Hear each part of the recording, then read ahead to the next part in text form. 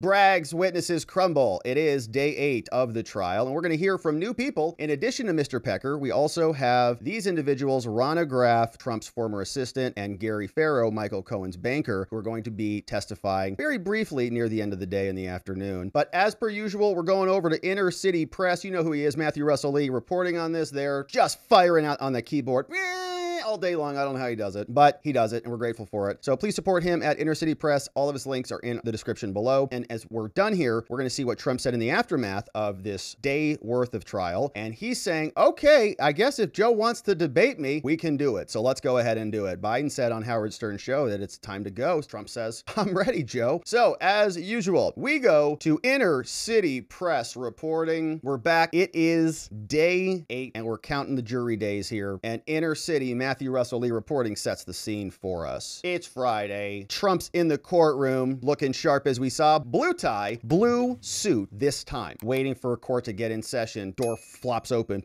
All rise. Judge walks in. Please be seated. Clerk announces, this is the time set for People versus Donald Trump, indictment number, whatever. Judge starts the proceedings. All right, first things first, ladies and gentlemen. It's nice to see everybody here. Happy Friday. Says next week's hearing on contempt and the order to show cause based on Trump's statements about Cohen and other witnesses. He says, we're changing the time to Thursday at 9:30. Now, how about the text messages from Dylan Howard, who also worked at AMI under David Pecker? Says, well, we've proposed redaction, says the government. And he says, okay, great. Judge says, okay, first, Mr. Beauvais, Trump's defense team. First, he said we're all pretty much on the same page. And then suddenly we have this concern about prejudice in this case. And I don't know when that is going to be, but at some point we may get there. And the judge tells everybody, I'm relying on People versus Settles to handle this issue. So you guys now know that. Trump's defense says, okay, thanks, Judge. We'll confer with the people on this. We'll talk about the redactions and we'll see what we can settle without getting into it. Government prosecutor says, Your Honor, is the court going to instruct jurors about what we viewed as yesterday's improper impeachment by omission? In other words, Trump's defense was asking questions of Mr. Pecker, and the questions didn't give full context. And so it was leaving stuff out that they thought was important. And if you don't tell them about the stuff that's left out of the context, then the juror's going to get the wrong idea. Trump's defense says, Your Honor, I think I'll address it. I intend to begin with Mr. Pecker by apologizing for that and correcting the record on that. Government says, well, we want an instruction. He says, the court's been pretty reasonable here, but we want the jurors to be instructed about the redactions. And I want them to know whether intentional or unintentional that Mr. Beauvais improperly conflated the federal and the state prosecutors. And when it's unclear, I'll object about that, right? Because there were several different investigations. And I think the testimony they're referring to yesterday was Mr. Beauvais was saying to David Pecker, you met a lot with prosecutors, right? And he's like, yeah. He's like, how many times this year did you meet with them? He's like, I don't know, 3. And you met with the feds too, right? Yeah. And how many times was that? And he's, I don't know, 4. And he says, okay, so you met with the government all these different times. And then he's talking about 2 different things, but then he talks about something else. And that was kind of the Fed case, but he's not clear if that's the Fed case. And so maybe he should be clear about it. Okay. Oh, that's the Fed case. This is not happening here, right? I'll apologize. I'll say I was a little confusing yesterday. Sorry. I'll be a little bit more clear about this. We'll distinguish and disambiguate the 2. Okay. Government says, well, when it's unclear, I'll object. And the judge says, okay, that's fine. Get it all sorted out. Judge says, okay, anything else? All right, fine. All right, let's go. Bring in David Pecker. Pecker comes in. Hey, Mr. Pecker, reminder, you're under oath. Take this. Okay. Oh, I understand, Your Honor. He takes the stand. Bring in the jurors. All rise. Jurors are seated. Please be seated. Judge Mercan says, good morning, jurors. Nice to have you back. Happy Friday. Says, yesterday, you heard testimony about the prosecution speaking with the witness before testimony. And that's permitted by law, okay? So they're allowed to talk to the prosecutors. Witnesses, that's fine. They're allowed to, brainwash them into saying whatever the government likes. So that's just fine. Jurors, they're allowed to do that. If they want to meet with them 100 times, they can do it. Well, thanks, Judge. Mr. Beauvais, he says. Trump's attorney's back up. This is cross-examination now. Remember, this is the government's witness, and Emil is now up for cross-examination. He says, Mr. Pecker, yesterday, we spoke about a meeting with prosecutors. You recall that? Yeah. We talked about Hope Hicks, but that was about federal prosecutors, right? Yeah. And if I'm unclear, I'm sure Mr. Steinglass will raise that because this is all conflated because this case is insane. So we'll clear this up. But you may too. You may clear this up. Does that make sense? Yeah, it makes sense. Okay, so now I want to move on. Now let's talk about Hope Hicks, he says. Now I asked you yesterday if she was in a meeting with you and Trump and others. And we have this defense exhibit called A104. You recognize this? Yeah. Now this is from your federal grand jury testimony. Is that right? It is a transcript, probably, from his testimony. Is this you? Yes. And you were asked to tell the grand jury what occurred at the meeting. Is that right? Could I see the answer? Let me see. He reads pages 5 through 9. Defense says, and before the August 2015 meeting, the National Enquirer, which was owned by Pecker's company, they were already running negative articles about Bill Bill and Hillary Clinton. Is that right? He says, yeah. So before you met Trump, okay, the first meetings in August 2015, you were already slamming Hillary. Is that true? Yeah. So it was mutually beneficial then. Objection sustained. Defense says, let's back up. Mr. Pecker, isn't it true that you ran stories against Ben Carson, Marco Rubio, Ted Cruz, and you did that without much new content? Is that right? Well, I'd have to look at them. So the National Enquirer would basically just repackage information that's already out there. It's efficient to do it that way. Is that right? Yeah. And because it was cost efficient, you would have run those articles whether or not you discussed it with President Trump. Is that right? Correct. Because they're just good articles, right? Here are some of them. Like, this is a great headline. Gosh, I mean, if I could type that into my YouTube channels, I'll probably get a ton of views, but you know, it's kind of a little problematic title because I don't think it's true. But Brain Butcherer Ben Carson in Cancer Cure Storm. Right, they're good titles. Like, they're very clickable titles. It's the National Enquirer. That's what they do. That's why people buy them. Inquirer hailed for Ben the Butcher scoops. Bungling surgeon Ben Carson left a sponge in a brain. Ah! They're good titles. You know, they're very clickable titles. And is this girl, she have a sponge in her brain? Is that why her face is like that? I don't know. Very clickable titles. You get it. You know what this is called? Clickbait. You know what the entire internet is filled with? This. All of it. Okay? Every stinking magazine that exists is filled with this stuff. So don't say that, you know, because this one magazine was doing this on behalf of a separate interest is some sort of criminal conspiracy. Are you nuts? Go to any lefty blog. They have insane headlines and titles about Trump and all of the other people in his orbit and anybody who challenges them, right? So these are just clickbait titles, but they're going to say that this, right, these are clickable titles. He's not writing these titles because Trump said, go write these titles like it's some vast conspiracy. Yeah, you would have published those whether Trump was here or not, wouldn't you? Yeah. Now, this malpractice allegation against Dr. Carson that looks like this, you know, the photo of the top of the child, is that actually a recycled photo? He says, yeah. Oh, so maybe she doesn't even have a sponge in her brain after all. Oh, that's great. We all got duped. Misinformation. We should all censor ourselves because we're so scared. Pecker says, yeah, it's just a recycled photo, whatever. And the Carson West Point scholarship cycle story, is that also recycled? He says, yeah, also too. How about this one? Same with the Marco Rubio stories. Family man Marco Rubio's love child stunner. Senator Marco Rubio's cocaine addiction. Shady lady who could ruin Marco.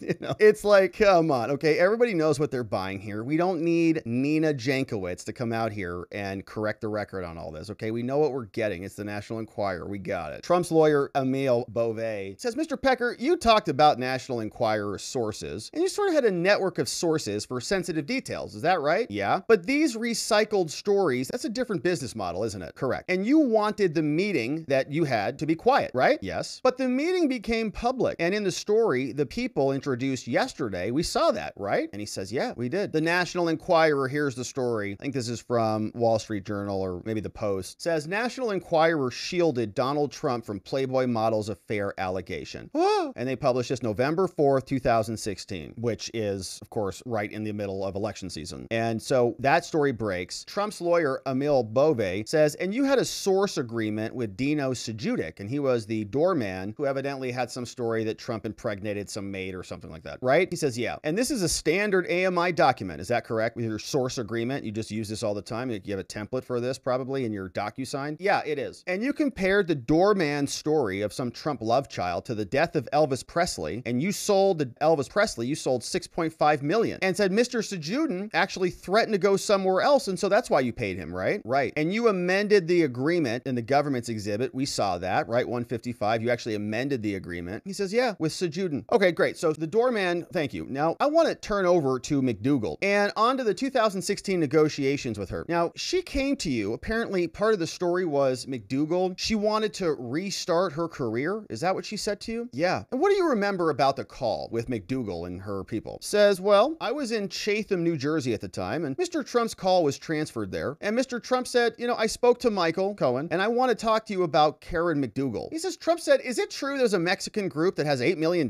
for this story? And what do you remember about the call, Mr. Pecker? He says, well, I was in Chatham. Now, I told him that I doubted that. I said, I don't think there's an $8 million bounty from the Mexicans on this story, even if they do hate the idea of your wall. But he should take the story off the market. Let's just get it. Just take it off the market. He said he talked to Michael and they'd get back to me. Now, did you tell him that she didn't really want her story published? Pecker, after a long pause, says, I did, yeah. So she didn't actually want it published. She just wanted to restart her career. Did you tell that to the president? I did. And didn't Chatham get sued? Pecker says, yeah. And didn't you discuss discuss Michael Cohen getting a job? You discussed it with Chatham Assets, right? Some other entity, yeah? And you were also talking with Michael Cohen about Cohen going to work for Mark Cuban. Be a great fit. Those two would be great together. Bove says, you also discussed with Michael Cohen about getting paparazzi to take photos of Cohen leaving a meeting with Mark Cuban to put pressure on Trump. Is that true? Well, Michael Cohen never said that to me specifically, but that's what the effect of the photos would have been, isn't it? He says, yeah. So Cohen's now trying to go take out Trump. He's like, hey, guess what? Mark Cuban is courting me, Trump. So you better give me something else or something else. And so Cohen's now scheming against him. What if I just have one of your people take photos of me out of Cuban's office and let's see what that looks like. Put it in your magazine. Bove says, thanks. Now let's turn to the agreement with Miss Karen McDougal. Now, she wasn't focused on the cash, right? AMI ran 65 stories in McDougal's name. Is that true? Yeah. And this is the point we made yesterday when we were going through this. Okay, having McDougal with her double McDougals on the cover of National Enquirer going to sell a lot of magazines. So they had 65 stories there, and people are, magazines are flying off the shelves. So you ran a lot of those. In other words, there was an alternative justification for paying her $150,000 because her likeness and celebrity as Playmate of the Year, right, is going to stand out. So they did that. Now, you believe the agreement had a legitimate business purpose? Yeah, I did. And you called this agreement bulletproof. Is that what you said, Mr. Pecker? He says, yes, I did. And you said McDougal has Keith Davidson as her lawyer while also being a source for Mr. Howard. Was that normal, to use attorneys as sources about these clients? Now, he says this was unique, a little different here. Now, Mr. Davidson, who is McDougal's lawyer, did he also know Michael Cohen? Well, I found out afterwards that they did know each other. Wow. So Cohen, right? What if Cohen's bringing these women over here? So Cohen's lawyer knew McDougal's lawyer. McDougal comes over and has a claim. Cohen facilitates it. He gets paid. Cohen brings another woman with a claim. Oh, weird. All these women keep coming out of the woodwork and they all have claims against Trump. And so how about I rectify the whole thing? These women get paid. Cohen gets paid and the whole thing comes out of Trump's pocket. So you called this agreement bulletproof and you said Karen McDougal has Keith Davidson as her lawyer while also being the source for Howard, right? Was that normal to have the lawyers be the sources? No, that was unique. And McDougal's lawyer Davidson also knew Michael Cohen? Yeah, I found out afterwards they knew each other. Now, you testified to the grand jury with the DA that Mr. Davidson, McDougal's lawyer, was one of your two major sources, right? He says, yeah, there were two major sources for Dylan Howard, who was another AMI executive. And I think the AMI lawyer, media executive, he was another executive, I think in charge of content. Dylan Howard, executive source of content. So he says, they weren't my sources, they were Dylan Howard's sources. Okay. And so you don't know what Michael Cohen and Davidson were doing on the side, do you? So you don't know what Cohen and McDougal's lawyer were doing on the side, and McDougal's lawyer was the one who brought the McDougal case. You don't know what they were doing outside of the conversation here, do you? No, I don't. Huh. Very curious. Now, on Stormy Daniels, you said the first time you learned of this story was in 2016, and you told Mr. Howard you wanted no involvement. Howard's the content guy at AMI, right? So these guys are on the same side of the aisle. Pecker, Howard work together. Stormy comes. Oh, no, I don't want anything to do with her. You told her you wanted no involvement, right? Now, wasn't this interesting? Keith Davidson was in the middle once again, the lawyer for McDougal, and he was your source, wasn't he? So Davidson then says, oh gosh, right? He's getting paid facilitating these deals, clearly. Like the lawyers are getting paid. They're not working for free. So whatever the settlement was off 150 grand for McDougal, he's got his cut. Might be 30%, might be 50 grand on that. So that's a nice payday. I don't know what the deal was, but, or maybe something in perpetuity, right? From her residuals, or I don't know what he's doing. But he is funneling the McDougal story over to AMI. And I guess that's the same starting nexus point for the Stormy case. Keith Davidson was in the middle once again. He was your source, wasn't he? Yeah. And you told Dylan Howard, who's content guy, not to deal with Stormy Daniels. So what he did with Keith Davidson was outside the scope of his employment. Is that right? Objection. Sustained. Gosh, that's ridiculous. Like what? Where was that going? So what did Keith Davidson do with Stormy Daniels outside the scope of their employment over there? You know what I'm saying? So what he did with Keith Davidson and the Stormy Daniels saga, okay, so sustained. We don't know where that's going now. That meeting in January 2017, Mr. Pecker, President Trump was at his desk and they were discussing the Fort Lauderdale shooting. You talked about this, remember? Yeah. And you said you saw Mike Pompeo and Sean Spicer and you saw James Comey in there. You also saw the FBI director. Is that right? And you you said there was a joke, about you knowing more than anyone in the room, which is a hilarious joke, okay? So Trump brought this dude in, Pompeo, Spicer, Comey, FBI director there. Hey, morons, this guy from the National Enquirer knows way more than you do. Come on in here, David Pecker. They're all like, and they didn't get the joke. And you know that after that meeting, there were some issues. Weren't there some issues between President Trump and James Comey? Prosecutor, objection, sustained. And you said there was a joke about you, right? And that was sustained. Now, you also said, Mr. Pecker, at the January 6, 2017 meeting that President Trump thanked you. He said he thanked you for handling the Karen situation and the doorman situation. When you said that, were you correct that he thanked you for handling Karen? What do you mean? Was I correct? Well, here's from your meeting with your federal prosecutors. And I'm looking at these notes, Mr. Pecker, and these notes say that Trump then asked Pecker, and he cuts him off. Pecker just interrupts him. Hey, this is the FBI's interview, okay? This is their notes, so they could be wrong. I know what I testified to yesterday. I know what I remember. He's getting mad at him. Emil says, hey, I'm not trying to put you on the spot here. We don't need to get defensive about this, but I just want to get clear that your testimony is inconsistent with the FBI notes, right? Like, I'm not mad at you, sir. Like, thank you for your testimony. We're happy with you. So we know what you said, but the FBI didn't capture it. So the FBI is the bad guy. It's not you, so don't get mad. He says, okay, yes. Okay, got it. He says, I have a few more topics, but we could probably take our break now, Judge, if you'd like. Judge says, fine, 15 minutes. Jury leaves. Judge says, how much longer do we have here, Emil? I have less than an hour left. He says, fine. Be back here in 15. We fast forward and we're back. Emil Beauvais is back up. Pecker's back on the stand. Jury has now been seated. Says, Mr. Pecker, in early 2018, FBI agents, they came to your home. Is that true? Yeah. They gave me a search warrant. They took my phone. 3 ugly agents showed up. And after that, eventually AMI entered into a non-prosecution agreement with the government, didn't they? So I guess they did. I probably wasn't there anymore. It says, and there was a proposed transaction, wasn't there, between the Hudson News Group? Yeah, I remember that. Hudson News Group was going to acquire the National Enquirer and the 2 other tabloids. And when they were trying to finalize that deal, you had to clear up the investigation. Is that right? So you had to kind of close this stuff out. Is that true? Yeah. Now, yesterday, Mr. Pecker, you said that AMI admitted to a campaign finance violation, but there's no violation in this agreement. Is that correct? So he pulls up this agreement here. It says, hey, dear Mr. Stillman and from American Media, based on the cooperation, we were not going to criminally prosecute AMI for any crimes related to its participation in aggregating more expenses, $25,000 more, whatever, right? There's the deal. He says, well, yeah, there was no violation here. Is that right? In other words, the non-prosecution agreement was kept secret for a time, wasn't it, to allow AMI to talk to its financial institutions. Is that right? He says, well, I'm a little bit confused, says Pecker. Okay, he says, well, let's break this down. This statement of facts that is here right now, you approved this, didn't you? Yes. And do you remember that AMI's lawyer said that paragraph 3 was inaccurate? Do you remember that? He says, no, I don't. Okay, well, I want to show the parties, the court, and Mr. Pecker the notes. And this was not passed on, was it? That it was inaccurate? Objection. I don't even know what for. Sustained. Not relevant to where they're going. I don't know if this was already precluded at some point, but we're trying to piece together what's happening. He says, now you claim Mr. Michael Cohen told you that Trump has Jeff Sessions in his pocket, but you were still concerned, right? I was. Is that because President Trump did not have Jeff Sessions in his pocket? Correct. Objection. Sustained. So the factual statements AMI says were problematic. Trump's lawyer Beauvais says, now AMI ultimately, right, there was a non-prosecution agreement, so you were not being criminally prosecuted, right? Right. But AMI entered into a conciliation agreement with the FEC, right, which is a civil agreement to rectify some misconduct. Pecker says, well, I was no longer with AMI by then, but you were a consultant to them, weren't you? Yeah. And what did that entail? Well, I had to be available to the new CEO. And you suggested to the FEC that the Washington Post had suppressed information about Paula Jones in the 1996 election, didn't you? Objection. Sustained. Relevance. Now, you found that the boxes in Florida were worthless. And you found that there's no secret trove of documents about Trump at the National Enquirer. Is that what you found? He says, right. Yeah, the boxes were worthless. We had nothing in those boxes. Beauvais says nothing further, and we're done. Now, government's up with redirect. Judge says, okay, redirect, Mr. Government. Government prosecutors back up. Hey, you testified, Mr. Pecker, that prior to signing the contract with Miss McDougal, that you spoke with counsel about it, right? Before you signed your agreement with McDougal? I did. But you never told outside counsel about your meeting at Trump Tower, did you? No, I didn't. Was it your purpose in entering entering the contract with McDougal to kill her story, to influence the election? Yes. And did you tell counsel that Michael Cohen had said he would reimburse you? I did not. And how much time did outside counsel bill AMI for reviewing the Karen McDougal contract? He says half an hour. And while you initially denied the violation, you did eventually settle with the FEC, didn't you? Yes. So did you and AMI admit that you violated campaign finance laws? I object. Asked and answered. Says overruled. You want to approach? They go up to the bench. They come back. They're up there for a while. Government comes back. Prosecutor says, sorry, Mr. Pecker. Even I don't remember what the question was. Let's pick up here. Now, you testified that you formulated a plan to sell Miss McDougal's life rights to Cohen, but did you then speak with AMI's general counsel? Yes. Then I said the deal is off. And your agreement with McDougal was amended, wasn't it? He says, yes, it was. Amendment to name and rights license. McDougal agrees that she shall not grant the same or similar rights to any other party. There it is. Now, Mr. Pecker, government says, were you aware of the activities Michael Cohen was engaged in for the Trump campaign? He says, yes. Did Michael Cohen use his press contacts on behalf of the Trump campaign? He says, yes, he did. Were there any other instances in which a presidential candidate's fixer coordinated with you on an NDA? No. On Tiger Woods, you suppressed stuff to get an interview, right? Here with Tiger Woods, did you support Tiger Woods? Okay, here on Tiger Woods, you suppressed to get an interview. In this case, did you suppress to influence an election? He says, yes, I did. Was it important for you to suppress stories about Arnold Schwarzenegger because he was big in Flex magazine? So he was important to the bodybuilding industry and the supplements industry as a whole. And what was your understanding of the part of the agreement that involved money? Pecker says, well, it was my understanding that, like with Mr. Schwarzenegger years before, I would be on the lookout for stories for sale. And here, I'd tell Michael Cohen. And how would you describe the overlap between your tabloid readership and Trump's base? Says our research found that the audience of celebrity magazines love to read positive stories about Trump, also negative stories about opponents. And would a story about a former Playboy model having a year-long relation with the presidential candidate who was married, would that have sold magazines? He says, yeah. It would have been National Enquirer gold, right? He says, Your Honor, it's about 1 p.m. Should we break here? He says, yeah, we'll break here. And we're back. Now, before the jury is back, they're seated at the tables. Trump whispering with Beauvais, turns around, whispers to Todd Blanche. Jury comes in, we all rise, and we're seated. Government's back with Mr. Pecker. He says, hey, earlier, Mr. Beauvais, and sorry about that pronunciation earlier, they're getting it right too, showed you this article. You remember it? November 4th, 2016. Now, you were aware of it at the time, right? That was the McDougal story that we just looked at. Yeah, I was. And this article uses the term catch and kill. So it's unlikely that you heard it from prosecutors, right? Yeah, I saw it first in the press, says Pecker. So he corrects that from yesterday. Yesterday, he says the prosecutors told him. And what did you tell Dylan Howard, the content chief, about Miss Daniels storming? I said no dealings with the porn star. No way. But you told Michael Cohen about it, and so that the campaign would squash it? Yes. So remember, Cohen knew McDougal's lawyer, and so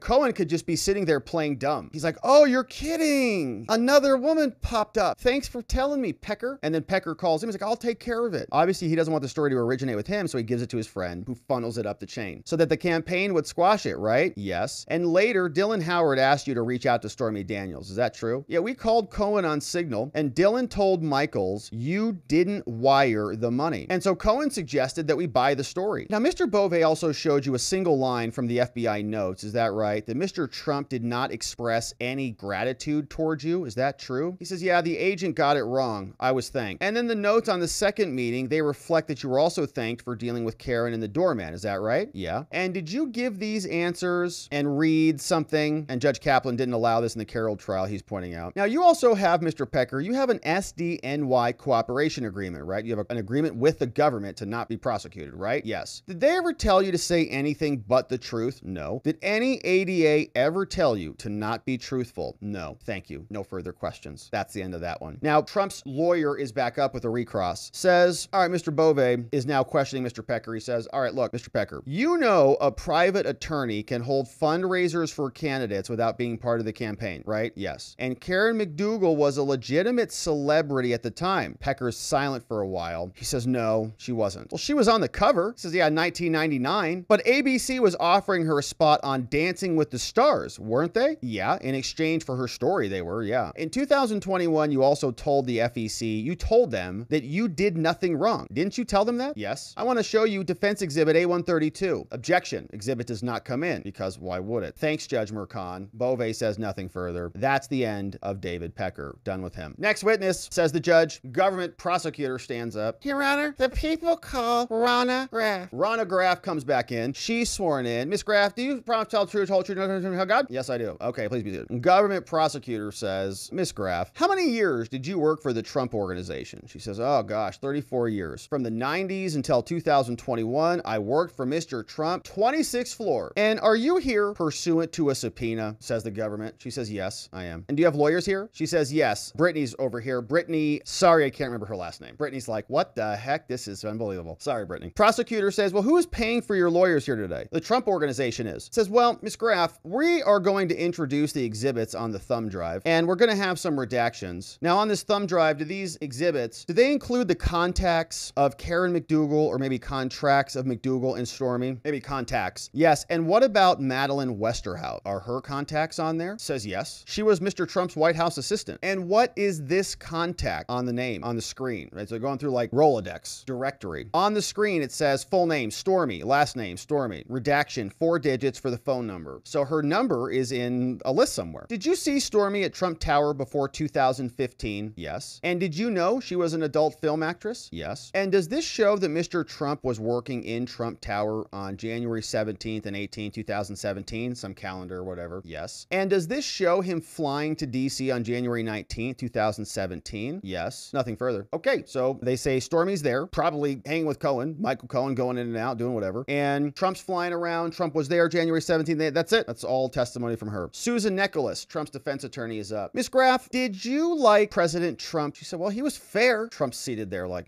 but it was stimulating work, she says. Did you only speak about business with Mr. Trump, the president? She says 99%, but he would ask about my family. Very thoughtful of him. Always ask about it. Did he invite you to the inauguration? Yes. Now, you mentioned Stormy Daniels. Did President Trump see people for the Apprentice show at Trump Tower? Yes. And the Apprentice was popular, wasn't it? Objection. She's not qualified. Sustained. Now, President Trump would ask you about colorful people for Celebrity Apprentice. Is that right? She says that was smart. What about controversial people? Objection. Sustained. Can we approach? They come back. You heard him having discussions with possible guests. Isn't that true? She says, yeah, sometimes I would. And did you ever hear President Trump say Stormy Daniels could be an interesting guest? Did you ever hear that? Says, I do recall that. It was part of the office chatter. Oh, now Stormy's mad. She didn't make the show. Now, when she came to Trump Tower, she was there to be cast for the show. Is that right? I assumed that, yeah. Susan Nicholas says, how about this FedEx label? It was to mail checks down to the White House. You remember that? Says, I was not involved in that. And here, he sent an article to Alan Weisselberg. Is that normal? Some other document. Yeah, that is normal. Susan says to Graff, Miss Graff, you don't want to be here, do you, today? Says that is correct. And no one from the Trump organization has told you how to testify. Is that right? Objection. Sustained. Even though the government basically said the same thing. Nicholas says nothing further, right? So same thing. Wild. So different standards for objections always, of course. Sidebar happens. We're done with Miss Graff, I believe, and we're back. So they take their afternoon recess, 15 minutes, we come back in. Government, you're up. Your witness. Who's next? Guy's name is Gary Farro. People call Gary Farro. He comes up. Promise to tell the truth. I do. Where do you work? Farro says Flagstar Bank. And are you here voluntarily? He says, I mean, I got a subpoena after, and I started at First Union and then Wachovia, and then I went to the First Republic in 2008 after Wells Fargo. And when you were at First Republic, did you receive training, Mr. Farro? Says yes. And do banks collect info before opening an account? Yes. And are some industries not bank? He says, yeah. We don't do business with gambling, adult entertainment, or check cashers. And First Republic was basically high net worth individuals only, says Mr. Farro. Thank you. Now, do you know Michael Cohen? He says, yeah, he was assigned to me in 2015. And why were you chosen for this? He says, I don't know. I was told because I was good at dealing with people who could be difficult, like Cohen was. And who did he tell you he worked for when he came in there? Former President Donald Trump. And what was Cohen's profession? He says he's a lawyer, or was, not sure. And how many accounts did Michael Cohen have before you took on his account? 4 or 5, I'd say. Mr. Farro, I want you to read this email. Tell me what is inside. Oh, this email I recall. It's from my assistant. Her name is Lizzie Rappaport. It says to call Michael Cohen regarding an important matter. So I did call him as an email. Call Michael Cohen. So I called him. What's up, Michael? He says that he wanted to open a new LLC account immediately with no address on the checks. What was the LLC? He said it was Resolution Consultants LLC. Michael Cohen is the sole member. He says it was established in in Delaware, and so he just got it taken care of. And how about this email? He says paperwork was to set up the Resolution Consultants account, the MAICS code, including HR and marketing. And so what does this ask, Mr. Farro? This ask is the entity engaged in political fundraising, right? You set up a new bank account. You've ever done this for your LLC. They ask you questions. You do this. What kind of business? You do this. You do this. Do you do political fundraising? He says no. And so a deposit was never made into the account, so it never went live. And how about this? This is another account, right? Yeah. And did he ask for this one? Urgently. Okay. Every time he said it was urgent, he's one of those guys. I need this like yesterday. Okay, relax, Michael. Now for essential consultants. What about this one? He shows him this one. Well, he called me, but I was on a golf course. You know, I know it's cliche, a banker on a golf course, but I said, I'm on a golf course, brother. I said, go into a branch and figure it out. Government says, that's, I think, about enough for us today, Judge. I'm at a natural stopping point here. Should we break for the day? Judge says, can you approach? They walk up to the bench. They say, what are you doing? How much more do you got? It's this time. Prosecutor's like, it's Friday. I want to go home. My wife's gonna be mad. Says, okay, fine. We're done for the day. Jury is excused. Judge tells everybody else, I will see you on Tuesday, and Inner City Press will be back there reporting. And so that is day 8, my friends. And we'll be, of course, continuing to cover back on day 9. And so we are coming back on Monday. Now, before we wrap up the day, so Trump came out and he said something in the aftermath of the trial. He was there all day watching all these 3 witnesses, and he still came out and he says, I'm ready to debate, baby, after a full day of trial. So someone informed Trump that Biden showed up on Degenerate Stern's show and said to him, shout out to Colin Rugg for clipping this for us, says that Joe is ready to debate at any time, anywhere. Let's go. I don't know if you're going to debate your opponent. I am somewhere. I don't know when. Yeah, right. I'm happy to say it. I got put in that You can hardly talk on this interview, Joe. 10 most eligible bachelors list. Because you were a United States Senator, you were a catch. Yeah. And a lot of lovely women, but women would send very salacious pictures, and I just give them to the Secret Service. I thought somebody would think I was, and I just gave up. I don't know if... Okay, I hope he does debate. I'd really love to see it, but I have my doubts, okay, because he can hardly even get through those 25 seconds. So we'll see if it happens. Now, Trump's ready to go. So that's him. He's falling asleep on an interview with Howard Stern, who's probably still in his COVID bunker. But here is what Trump said after he was been dragged through the ringer by Joe Biden and put into a courtroom by Matthew Colangelo, who used to work for Joe Biden. Trump says, let's go. Come debate right now. Ready to see you. I just want to say that I've invited Biden to debate. He can do it anytime he wants, including tonight. Ready? Here we are. I invited him to the courthouse that he has us tied up in his administration. This is all being done through Washington. A well-coordinated attack on a political opponent. But I'm here. I'm ready, willing, and able. Let's go. And if he wants, I'll do it on Monday night, Tuesday night, or Wednesday night. We'll be in Michigan, a state that he's destroyed because of the auto industry. We're not going to have any jobs left in Michigan. No auto jobs left in Michigan. They're all going over to China and other places with this ridiculous EV mandate, electric vehicle mandate. But we're willing to do it Monday night, Tuesday night,